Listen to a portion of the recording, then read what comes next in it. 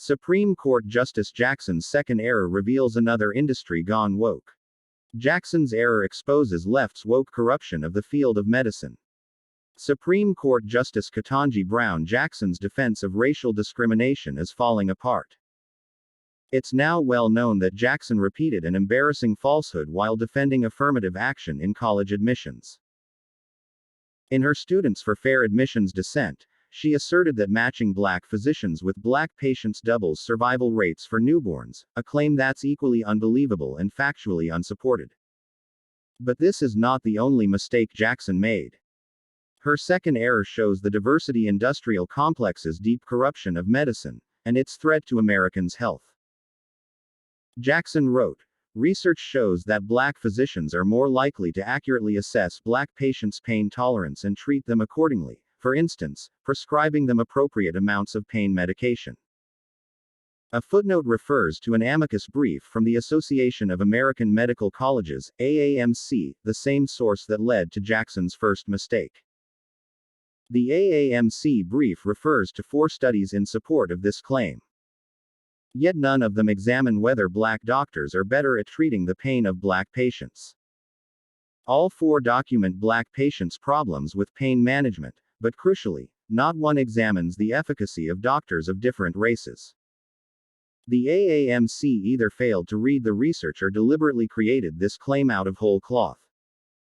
It's unfortunate that Jackson and her elite trained clerks were led astray by yet another falsehood. But it's unconscionable that the Association of American Medical Colleges got the facts so wrong in such a high-stakes case. Most concerning of all, it's unsurprising for this once prestigious yet still powerful organization. The AAMC, which represents every accredited medical school in the US and Canada, has elevated diversity to an absurd level.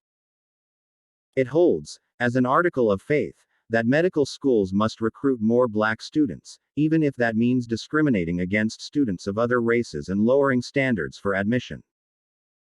Not only does the AAMC brook no arguments to the contrary, but it also misreads research and perhaps manufactures evidence to support its position.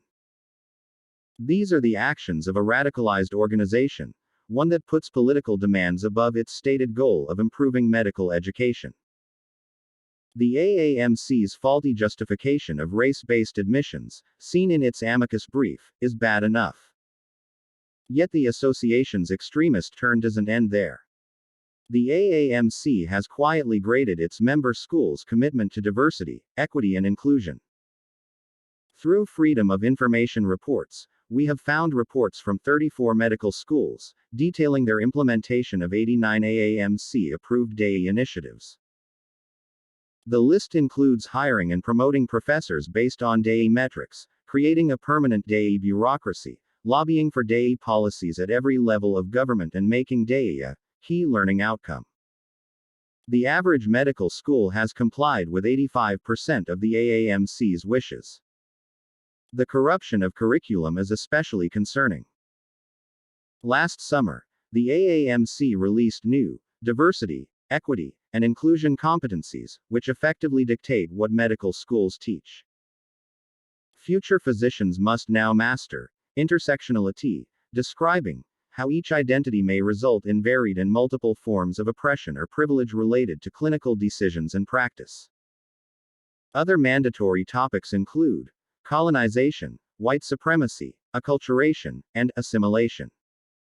The AAMC sponsors medical schools' accrediting body, so institutions that don't teach these medical divisive concepts risk losing their ability to issue degrees. The AAMC's actions are lowering, not raising, the quality of medical education, which in turn lowers the quality of future medical care. By repeating the organization's false claims about racial preferences in college admissions, Justice Jackson has shined a light on the deeper danger that DEI poses to Americans' health and well-being.